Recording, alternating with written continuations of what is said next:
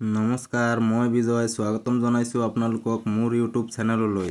আজি মই আপোনালোকক দেখুৱাই আছোঁ মই লগোৱা আনাৰসৰ পুলি। এই আনাৰসৰ পুলিবিলাক মই লগোৱা ইয়াত মাত্ৰ 16 দিন বয়স হৈছে। ইয়াত লগোৱাৰ পিছত গোটেইবিলাক আনাৰসৰ পুলি হালধীয়া হৈ গৈছিল, কিন্তু এতিয়া এই বৰষুণ পোৱাৰ পিছত আনাৰসৰ পুলিবিলাক গোটেইবোৰ গ্ৰীণ হৈ নতুনকৈ বাঢ়িবলৈ আৰম্ভ কৰিছে। মই আশা কৰোঁ 1 বছৰৰ ভিতৰতেই এই আনাৰসৰ পুলিকেইটাই মোক ফুল ফল দিবৰ কাৰণে সক্ষম হ'ব। আৰু মই ইয়াত লগাইছোঁ টপতো 6টামান পুলি লগাই ৰাখিছোঁ। টোটেল পুলি মই ইয়াত 14টা লগাইছোঁ। টপত 6টা আৰু মাটিত 8টা।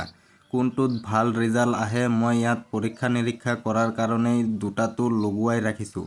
আপোনালোকেও লগাব পাৰে। মই জানো যিমানখিনি মই দেখিছোঁ আনাৰসৰ শিপা বেছি দূৰত্বলৈ নাযায়, অলপ জাগাতেই শিপাটো থাকে। আপুনি যদি তাৰ ওপৰতেই ভালকৈ তাৰ কম্পোষ্ট পানী দিব পাৰে তেতিয়াহ'লে কম পৰিমাণ জাগাতেই সি ফুল ফল দিবৰ কাৰণে সক্ষম হয়।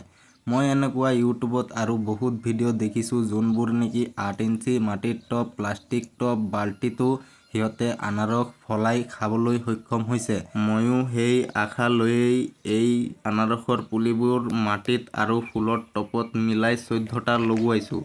মই এতিয়া 14টাই কালেকশ্যন কৰিব পাৰিছোঁ আনাৰসৰ পুলি।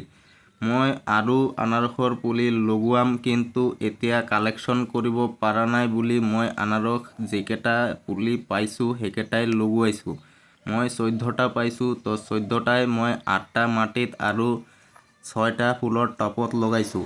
এই আনাৰসৰ পুলিৰ time to time update video' পাবলৈ হ'লে মোৰ চেনেলটো লাইক, শ্বেয়াৰ, ছাবস্ক্ৰাইব কৰি থ'ব। আৰু লগ পাম নতুন ভিডিঅ'ৰ সৈতে। তেতিয়ালৈকে বাই বাই।